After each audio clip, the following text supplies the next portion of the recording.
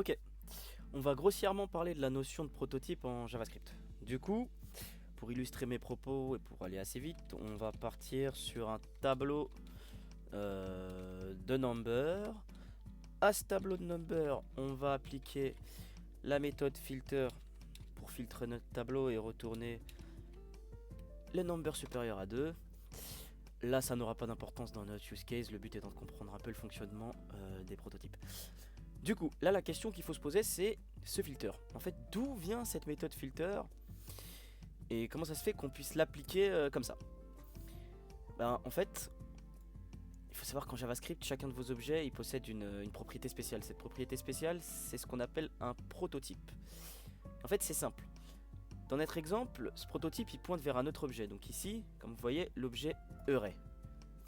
Et en fait, en faisant ça, il va faire hériter les méthodes et les propriétés de l'objet array à notre instance de l'objet array. Donc ici, number.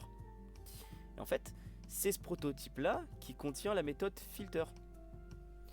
Donc quand on a appelé plus haut, ici, number filter, JavaScript, il a cherché dans notre objet number ici la méthode filter, sauf qu'elle n'est pas définie dans number, donc il ne l'a pas trouvée. Il a été la chercher dans son prototype parent, donc ici le prototype array, filter.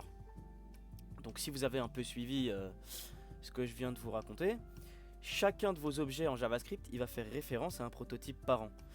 Et ce prototype parent, il peut lui aussi faire référence à un autre prototype parent. Donc par exemple ici, notre prototype array, il fait référence et il hérite du prototype object.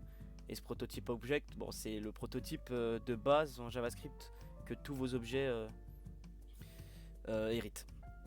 Et ça, en JavaScript, c'est ce qu'on va appeler du coup le chaînage de prototypes.